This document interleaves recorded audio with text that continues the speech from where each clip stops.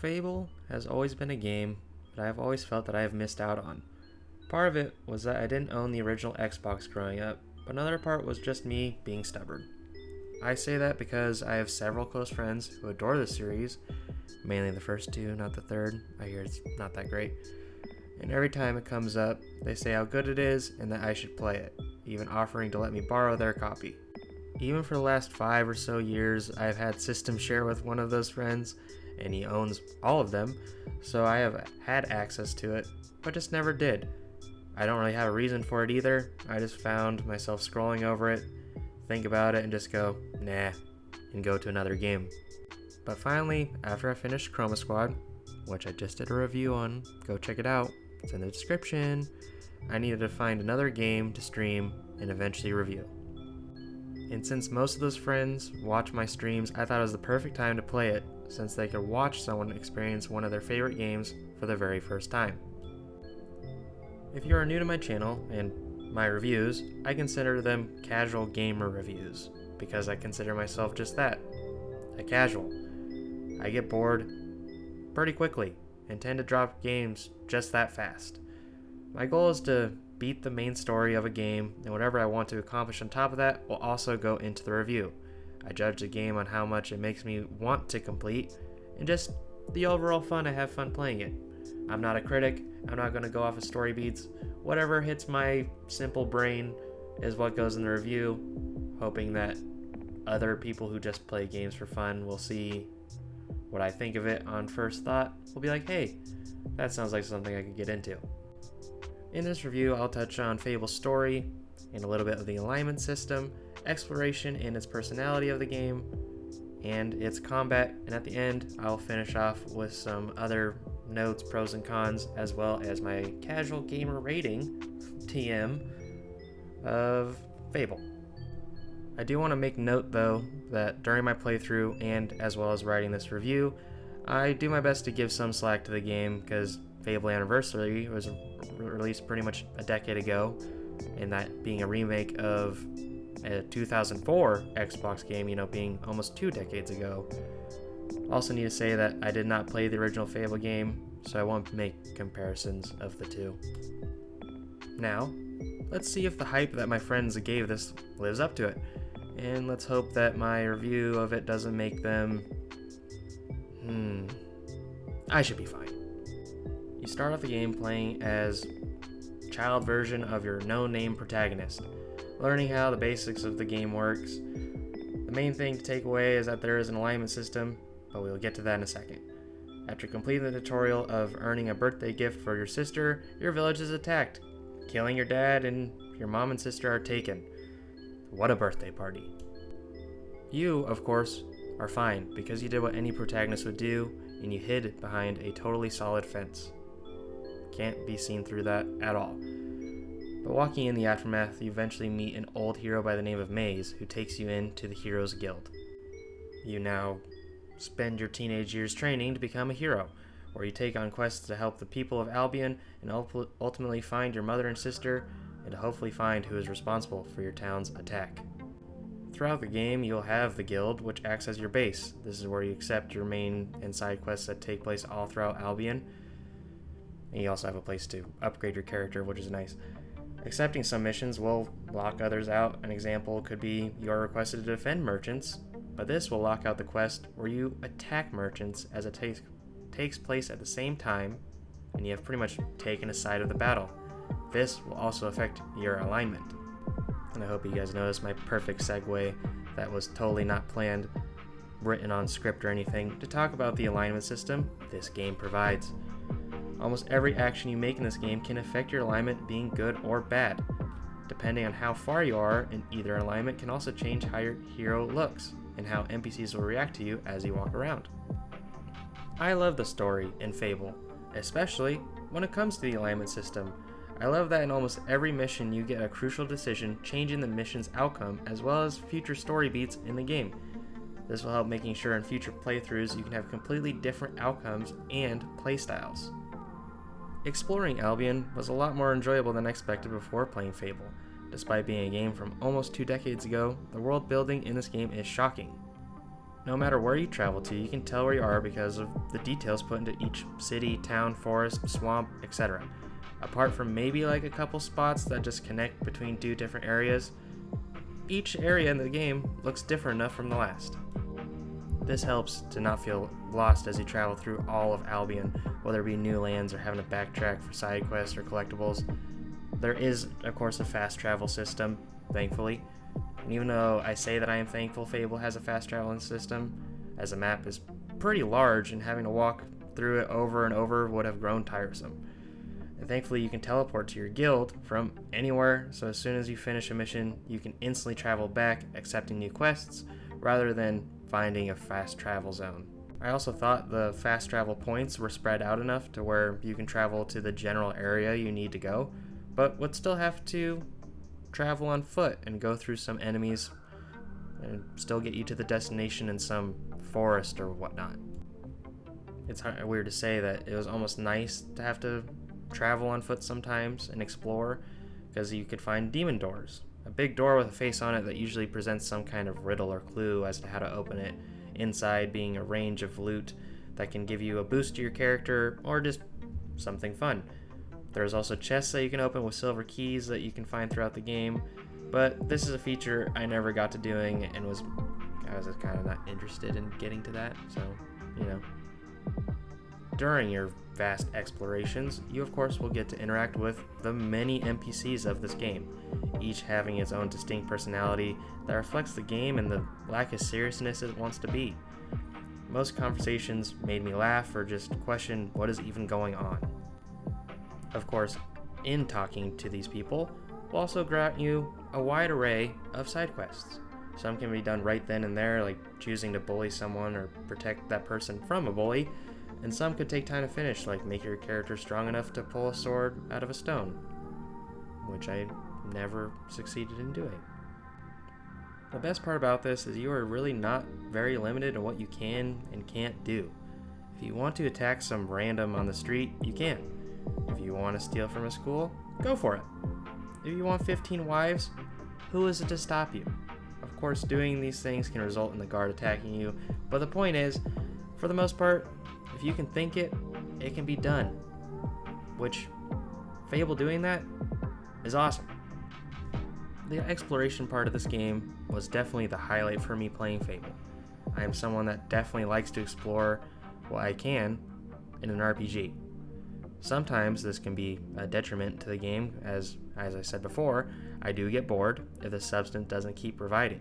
Thankfully, Fable does that, as for the most part, I was surprised at what the game had in store for me in every turn. There is a spot in the game that is connected to a swamp-like area. My friend told me to go in this area because he thought it would be funny, and it has an area that contains a brothel-like establishment. But in there, you can decide pretty much to save them from their landlord, or will you become their new landlord to have a source of revenue? This, of course, was a rough spot for me, as I was playing an evil character and had to make that hard choice, but all in all, it was a surprise that I wouldn't expect to find in that point in the game. And there was also a demon door behind this establishment that once I had enough sexy time in the game, it would open, but inside was a nice little purple pimp hat that I would then wear for the rest of the game, even though the stats didn't really provide me a boost, but I thought it was funny and fun, and thus Sir Pimps-a-Lot was the hero of Albion for the rest of the game. Now I gotta get to the combat. The combat in Fable was the main issue I had during my playthrough. I'll say that one of my friends did recently tell me that he didn't remember all the issues that I had during his playthrough, but maybe he wasn't remembering it correctly because it has been a long time.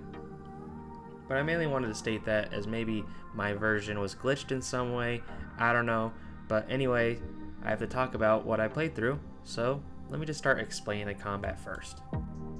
It's fairly simple, as you have your main attack with your weapon, and the way that your combat forms or how fast you hit will depend on what weapon is equipped, so that is a very good detail. You can also dodge or block enemy attacks to give you hopefully an upper hand in combat. That's a hint for later on. depending on how high your combo is built without getting hit, you can use a special attack dealing more damage as well as a knockdown. The damage will increase depending on how high your combo is. I, of course, would keep forgetting this feature unless my chat would say, hey, use that, it'll help you. And then I would use it, and there you go, it helped. You also have a bow and arrow to use for longer range attacks. You can even aim down the sights for more precise aiming. At first, the input for this was hold the Y button to use it, which felt very uncomfortable for me to use, even though I do use the claw method playing with my controller. But eventually I changed the controls to help it be more fluid, and that helped using it. I also only would use this when I had to for certain fights, because switching between the bow and your main weapon was kind of just clunky for me. You can also use magic, and you have access to different spells that you can unlock at the guild. Good place to upgrade, making you stronger and whatnot. Switching between spells honestly wasn't that hard or annoying to do once you have done it a few times. I used a magic a lot, as it eventually was a way I could get through most combats, which I'll get more into now. I mentioned earlier about dodging and blocking. Well, of course your enemies can do that, which is fair because you expect from a game that has a lot of combat with enemies or weapons. At first, this was an easy workaround, as you could block or dodge their attack to get your easy combo in, or even using your special attack to break the block. The issue that I had eventually is how often they could block my attacks. I'll have to explain more. I felt that in the last 2/3 of the game, the way the difficulty was raised was mainly how much they could just guard all my attacks. Even after I would guard or dodge, I could attack once, and mid-combo, they could instantly go back to blocking. Sometimes I couldn't even get one attack in. And sometimes I would only get an attack in if I used that special attack, but I would tend to miss it, or they could just hit me to interrupt it, because, that's cool. Love that can just get interrupted. So I tend to just use magic. Magic is your friend, magic is the savior, just use magic. I mainly just developed a magic rotation of 3 spells, which was Inflame, a spell that summons a firewall around you. I use this to either break an enemy's annoying block, or when I would get swarmed by a huge group of enemies, and they would just be wailing on me non-stop, which my chat and I would refer to as the blender. A flame would push them all back and give me a chance to regroup and hopefully form it in a way where I could attack a line of enemies. Kill one, onto the next one. But then they would swarm me again, and then inflame, rinse, and repeat. I also use this spell a lot for big monster fights, as it would have some frames in it to where I just couldn't be hit. So I would just combo till I would see big monster prepping for an attack, use inflame, and be fine. Yes, this was a cheesy way to get through fights, but I needed some kind of upper hand, because even they would just attack me over and over without letting me getting up, so I could just not recover. So I had to figure out some way to get some kind of fair fight going, I would start using Assassin Rush after I first started experiencing the non-stop blocking enemies. This would teleport me right behind a targeted enemy to get an easy hit on them. This would work for a little bit. Eventually I would teleport behind them and start a combo, and then they could block mid-combo. And again, sometimes I couldn't even succeed in starting the combo. And to make it worse, if there's any sort of elevated floor between me and the enemy, spell would just not work, teleporting me either in front of the blocking enemy, doesn't help, or just nowhere. I guess Obi-Wan was right about having the high ground, because it is very advantageous to not me. The last spell I used in my rotation would be Berserk, a spell making you bigger and stronger, but ultimately your attacks breaks through guarding. The only downside to this spell was you wouldn't get recoil when hit, which doesn't sound like a downside, but sometimes I wouldn't pay attention to my health unless I heard the "hey, you're getting hit" sound played a lot, which is that loud ringing sound. You'll know it if you play it. But at the point when I would start using the spell, it was like near end game, so I had a crap ton of healing items and revive vials, so I was pretty good to go. But Berserk was pretty much my way of getting through all the fights against enemies or bosses who could guard. It was the the failsafe, you could say. So yeah, unfortunately combat was the main negative that I had playing through Fable, because it caused me a lot of frustration. Thankfully I was able to find the workarounds to get through it, so I could finish it. All in all, my experience playing Fable Anniversary was positive, mainly being carried by the story, exploring, and the alignment system. The fact that every choice you make in the game can impact the outcome of quests, stories, and your character in general is awesome. Each playthrough can be different from the last. You can be the hero that does every good deed, or a hero that takes and does what they want. You can find the best equipment and tear down your foes, or find and wear the silliest of things. The only thing holding experience back for me was the combat, because even though I was finding the fun throughout all of Albion, eventually I would have to push onto the main story that would contain multiple waves of enemies that I had to berserk my way through, or I would just get frustrated and angry and stream or whatever. It was also like the main reason I was trying to push through the main story, because I was getting frustrated enough where I just wanted my playthrough to just kind of be over. And even after I finished the story, I could have gone back to do all the demon doors, or find the silver keys, or do side quests, but I just didn't want to experience the combat anymore, because it just didn't feel fun. One thing I also need to state as like a positive, to end on, kind of a high note, I need to state that the Lost Chapters portion of this game, without spoilers, I thought was perfect.